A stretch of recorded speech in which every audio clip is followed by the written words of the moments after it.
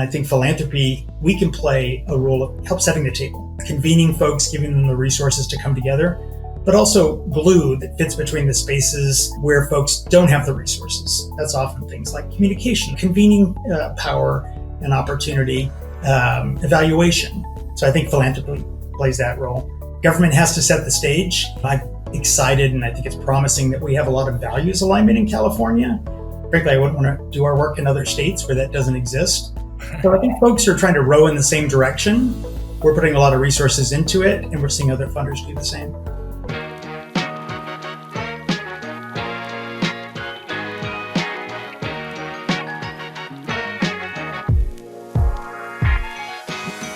All right, hello and welcome again to another episode of Sacktown Talks. Your host, Jarrett Blondin here, and today we're joined by Don Howard, President and CEO of the James Irvine Foundation. Don, how's it going? And thanks for joining us. Thanks for having me, Jarrett. Yeah, for our listeners who don't know, can you kind of tell us a little bit about the foundation and the work you guys do? Yeah, happy to. So we are a California-focused foundation. We have a singular goal of ensuring that every low-income California worker has the power to advance economically. And we focus exclusively on California. We have no affiliation with a company or family. And last year, we were able to give away about $185 million in pursuit of that goal. And I guess, wow, that's pretty impressive. What was your journey to becoming kind of CEO of the foundation? How'd you got there? Circuitous. I started my career after business school in commercial consulting. I grew up a single mom, 2 kids, and had a real strong commitment to ensuring there was equity, particularly in the economy. And found myself working for big companies, not finding that all too gratifying. And particularly my community during the 90s was hit really hard with HIV. And that was sort of my pathway into activism and getting more involved with the grassroots. And then I started consulting to nonprofits with a group called the Bridgespan Group. Worked there for about 11 years. And one of my clients was the Irvine Foundation. Over time, right before I had kids, actually, joined the Irvine Foundation as sort of the number 2 person. And then through transitions that happened, ended up in the CEO role. Could you tell us a little bit about the Irvine Group, where you guys are located and how you guys were founded? Yeah, so the Irvine Foundation is a private foundation, meaning we are not associated with any family or company. But the way the name implies, we were founded by Mr. Irvine, who owned a big chunk of Orange County back in the day. And he put the majority of that into the foundation to benefit the people of California and expand opportunity for the people of California. He did that back in 1937. And then in 1978, we broke from the company and the family and were set off on our own. We have a singular goal, ensuring that every low-income worker has the power to advance economically. And we're blessed to have resources of about $3.2 billion in our endowment. And last year, we were able to give away $185 million of that to grantees, all working toward the common goal of ensuring low-wage workers have the power to advance economically. Also, probably important to know, we're not in Orange County. Our headquarters is in San Francisco, where the wealth that the family had was generated during the gold rush. And we have an office in downtown LA because LA is, such an important part of the state. So those are our 2 core offices. So James Irvine made most of his money in the gold rush and then bought Orange County later on, or what's the history there? So Mr. Irvine Sr. made money during the gold rush selling hard goods to the gold miners. A lot of stories like that. The folks who made their money not in the actual mining, but in the sort of merchandising around the gold rush. And then he parlayed that into buying land grants from Mexican families who own Spanish land grants. And then he aggregated those into the Irvine Ranch, which was something like 20% of current day Orange County. And it went from grazing to agriculture. And then, as we probably all have seen, to considerable residential and commercial development. Interesting. And how much did he start the Irvine Foundation with? And what year was that? So in 1937, he endowed the foundation with 53% of the Irvine Ranch. And it's really hard to put a dollar figure to that, whether it's the dollar figure for, developed with residential real estate or whether the dollar figure from agricultural use at the time. But it was a considerable amount of assets and resources. And in 1947, he passed away. And there was the business of the foundation for a good deal of time was helping to develop the Irvine Ranch because we had a controlling interest. And then in the late 70s, along with a number of other foundations, in fact, the whole sector was required to divest majority ownership in businesses.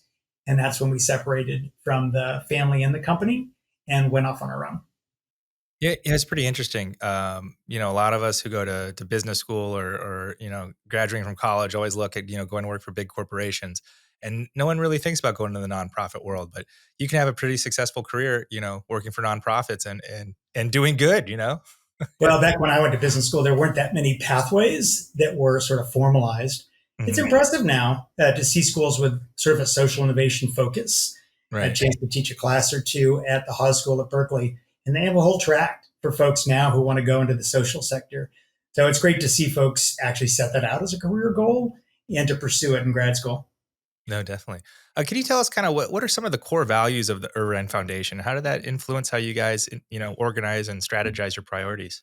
Yeah, thanks for asking. A couple of our values. One is we dedicate ourselves to listening. One of the reasons we have put low wage workers at the center of our North Star is so that we can listen and hold ourselves accountable. It's another value to investing the resources we have in organizations and efforts that really advance the power of low wage workers to get ahead. We also are keen on collaboration and partnership. So we work with a lot of other funders and with our grantees to pursue those goals. And I'd also mention curiosity. We try to stay curious. We are not a foundation that imposes our thoughts about how social change occurs on our grantees, but we are curious to listen to them and to help lift up the ideas they have for expanding their impact, thinking about systems and policy change. Yeah. Kind of we have this kind of once in a kind of generational kind of change going on with kind of, things in climate change and kind of all this different change we have. How are you guys looking at, what you're doing at the Irvine group to kind of generate more inclusion and investment in climate resilience? That's a super important question, and it's incubated over the last couple of years as we've seen some of the legislation come through. By some estimates, there's $90 billion in climate and infrastructure investments coming to California, and it's a Wow. huge opportunity to both address crumbling infrastructure, improve our climate resilience. Heck, if you didn't see it in before, you see it over the last week in places like Baharo that have been so hard hit by the effects of climate change. But we see it as equally important in helping to level the playing field in our economy. This is an opportunity for communities to set their own just transition to an economy that's more inclusive, equitable, and really advances opportunity, particularly for low wage workers of color. So we're seeing this really as a way to advance our North Star and create an economy for the next few generations that works better for everyone. Do you have some specific examples of some things you guys are working on right now? Yeah, to get that to happen is no small feat. We're trying to invest in community organizations, grassroots organizations, our grantees, to help them have greater capacity, have them have more staff, but also some technical skills. If they're going to help direct these resources, they need to have the power to hold their own in the decision making process. And we're also partnering with government. We see government capacity as being real consequential to making these resources actually achieve equitable outcomes. Right. We see government leaders as being incredibly important. We very supportive of their work, and we want to make sure that they have the capacity to implement these resources with equitable outcomes. Also important to invest in accountability mechanisms to make sure that government leaders do deploy these resources and deliver on the commitments they've made around equity. I think another area that we're looking a lot at is what we're calling cross-sector collaboration. If communities are going to chart their own just transition, it can't be coming from one sector alone.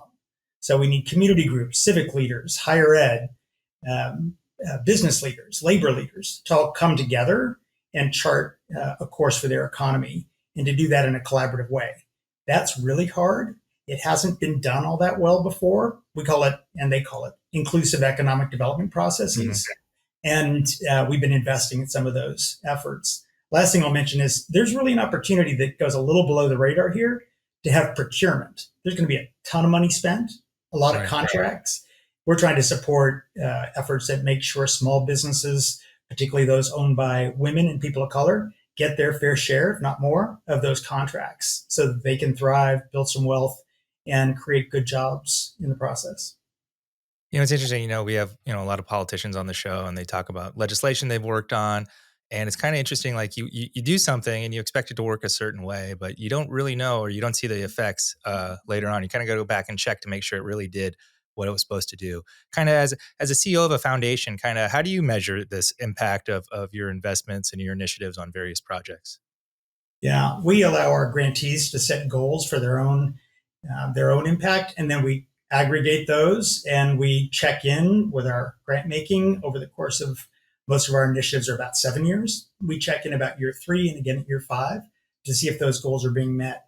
I'm a firm believer that you need to have clear, specific, and demonstrable goals for the work you're doing. We don't do the work, we invest in others who do, but we want to make sure that the grants we're making and the supports we're providing are actually on track. So you need to know where you're going, and that's how we think about the goals that we set. But I want to pivot back to government capacity because it's, as you said, not with the cycles of change in leadership in government. Holding folks accountable requires extra resources. And I think Right. that's a place where foundations can play a unique role. It's interesting, the past, since 2020, it seems like, this world's getting a little more interesting a little every year. And, we've all been facing challenging times and just think they couldn't get any more challenging. They do, especially kind of, here lately with the economy and everything. Kind of, I guess, how has the pandemic affected your work and, how have you adapted to these challenges? Yeah. Well, first of all, ironically or inequitably in many ways, during the pandemic, our resources went up a bunch. The stock market, particularly the tech investments, we were sort of tilted toward tech, really led to us to have greater resources. So in this turbulent time, we've actually expanded. Our staff's gone up, our grant making has gone up. We're also trying to manage our foundation through expected ups and downs.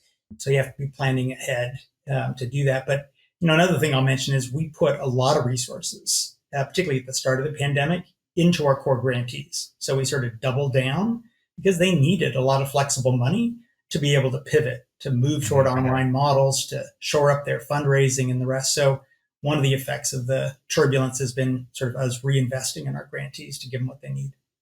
Yeah. Just kind of talking to you, like a lot of your goals are very consistent with a lot of, I guess, members' goals here with the legislature. And you always hear about budget pilot programs and things like that, very similar to, I'm sure, some of the work you're doing. Are there some, I guess, partnerships that you have with the state of California and some things you guys work on together? Yeah. Well, first of all, back to your question about promising efforts. There's a state program that we're really pleased to see. It's called the Community Economic Resilience Fund, or SURF. The state, during the surplus year, decided to put $600 million into the program. And those resources are available to communities. The state got divvied up into 13 regions to create these cross sector tables and to use the resources to do the planning. Each of the communities, each of the regions got $5 million in planning resources. And then they'll be able to use, compete for the additional $535 million to do pre development on projects they identify that move their economy toward greater equity, inclusion, and climate resilience. So we're kind of all over that, providing funds to technical assistance providers, to some of the grassroots organizations that are participating in that. And that's been in conjunction with particularly the Department of Labor, Office of Planning and Research. I also want to point toward an effort called the Community Economic Mobilization Initiative. It's a mouthful. It's abbreviated CEMI or CEMI. You can find it on the web. A group of private foundation funders have come together, pool resources that can be then granted through a group in Sacramento called the Center at Sierra Health, regranted then to community-based organizations so they can have more bandwidth and more capabilities to engage in these public funding processes. I have a lot of fear about the way communities will be engaged in these public funding efforts. More traditional community engagement is kind of perfunctory, town halls. Folks come for kind of one and done sort of conversations, and there are, by some estimates, 40, 50 new programs being implemented from the feds and from the state. So can you imagine if you're in a community and you're being asked to come to 40 or 50 different town halls?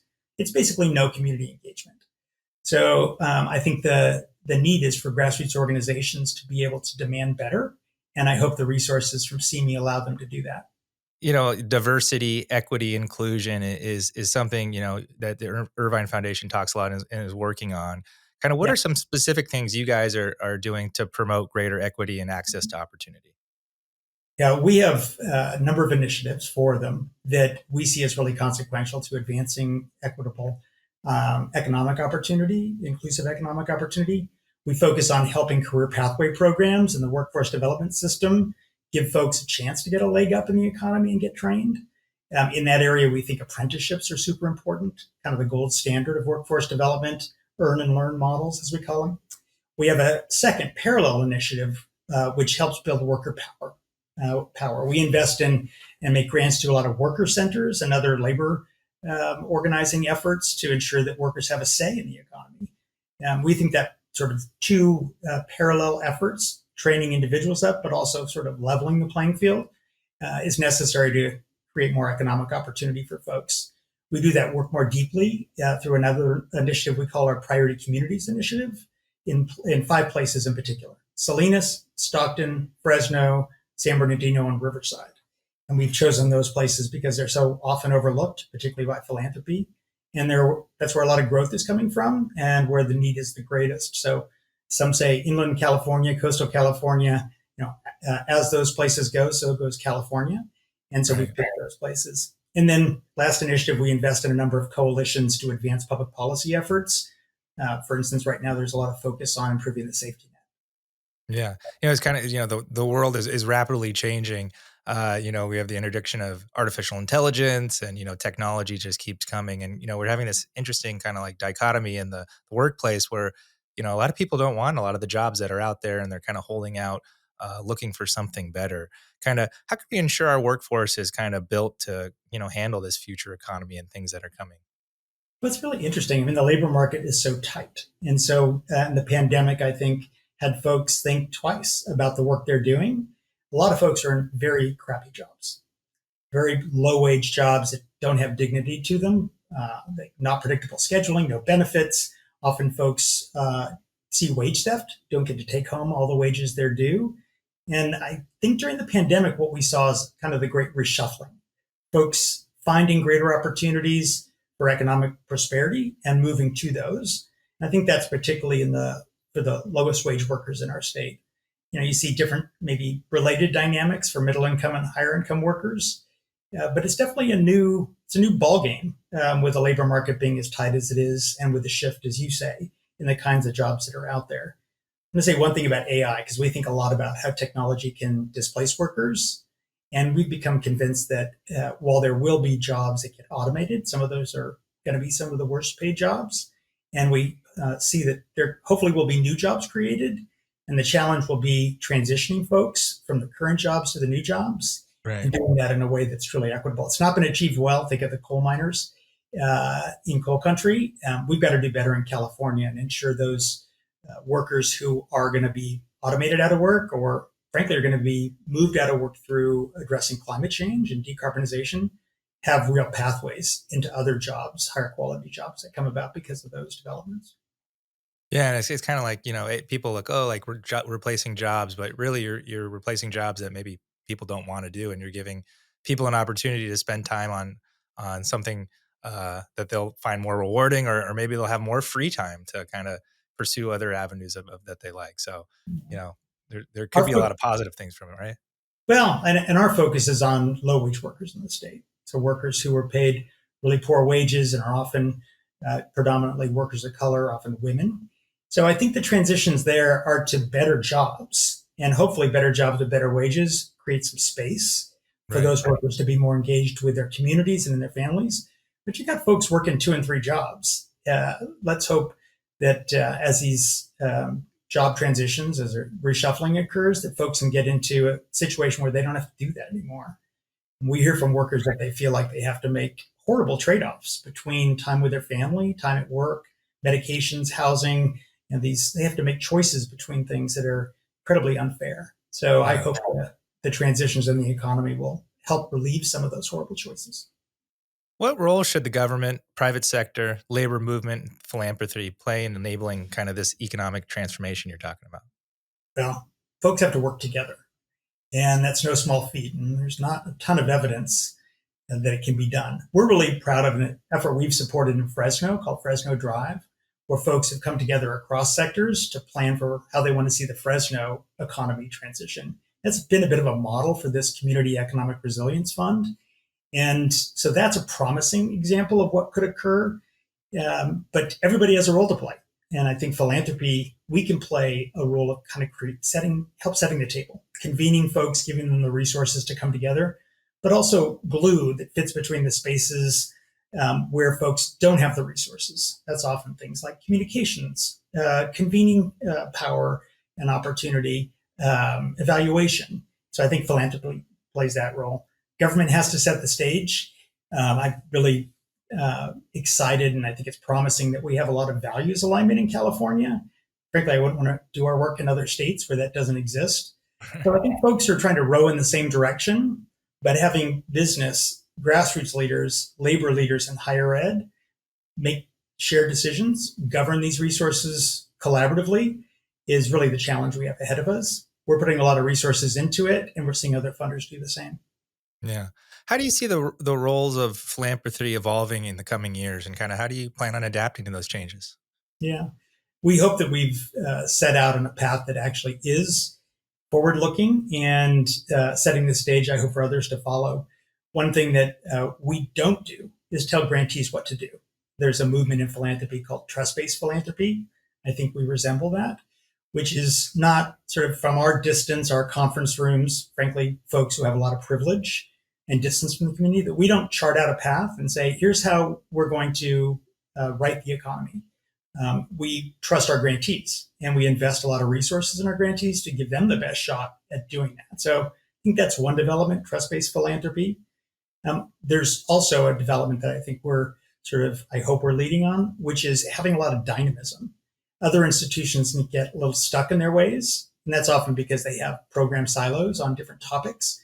By having a singular goal, we hope to be able to, address emerging changes and needs in pursuit of that goal in a way that's more dynamic than organizations that get a little stuck in their ways.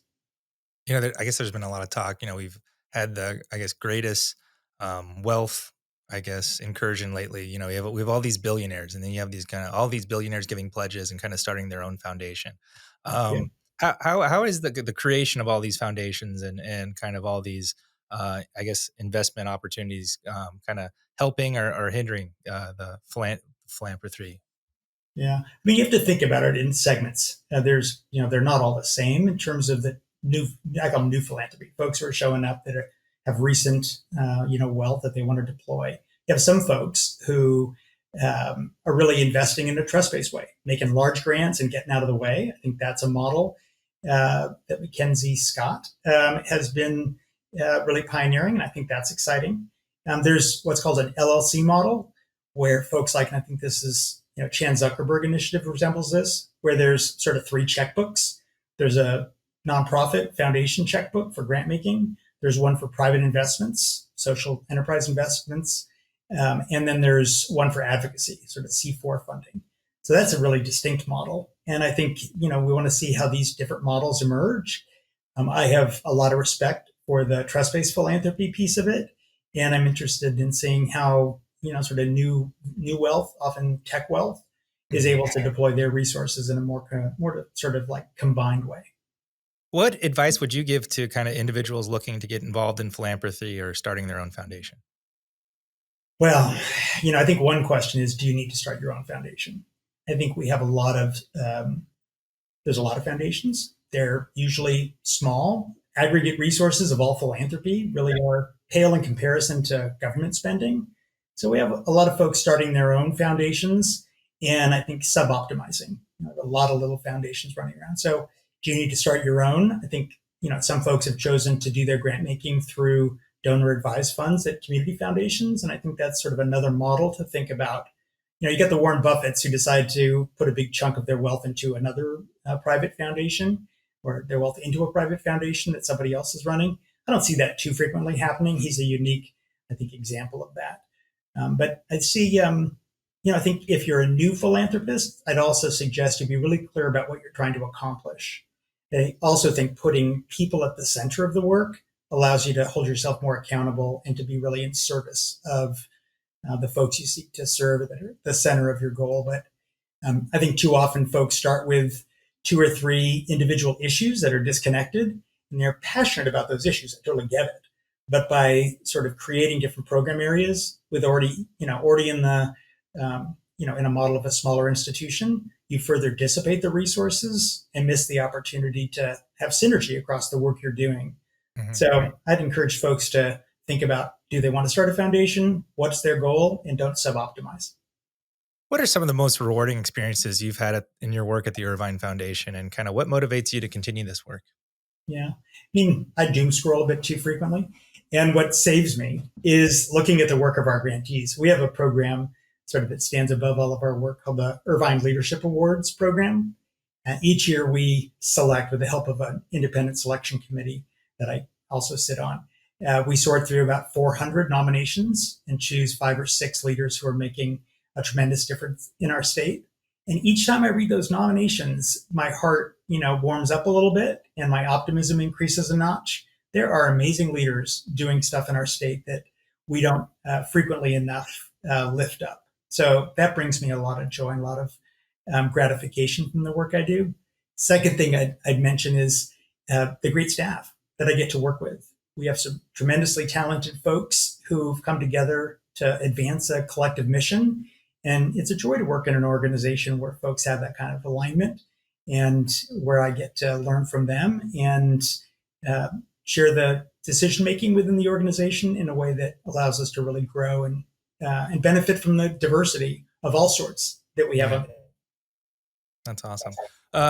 What book are you currently reading, or what's the most current book you've read? I have twin boys who are 9. Actually, just went on 10. Oh, Total boy. dad thing to do, right? Forgot their birthday. So right now I'm reading a lot of Percy Jackson, and we graduated out of Harry Potter. And I have to say, it's a great diversion from the, sort of political news I read, or the, other sort of like statewide efforts. I read a lot of current news, listen to a lot of podcasts, and the diversion for me is reading books with my kids. No, definitely. I've just started Harry Potter. We're on the 5th one, I think, or 4th one with my 7-year-old. So yeah. It's great. It's such a journey. And I have to say, they're super well-written books, no matter what you think of J.K. Rowling and, Right. Her other pursuits. They're really well written, and they're fun. No, definitely. For our listeners who want to get more information on the Irvine Foundation and kind of some of the work you guys are doing, how can we find you and kind of look into more? Well, check out irvine.org, our website. Look at the initiatives that are on there. I mentioned the 4 that are our core initiatives. And importantly, look at our grants list, the folks we're supporting, because I think you'll get a real sense of the work. You'll read about it as we describe it, but the work they're doing and their strategies and how they seek to lift up low-wage workers, I think that gives you the best insight into what we're up to. Awesome. Well, Don, thank you so much for joining us, and looking forward to some of the work you're doing, and continue up the good work. Thanks, Jared. Appreciate it. All right, thanks.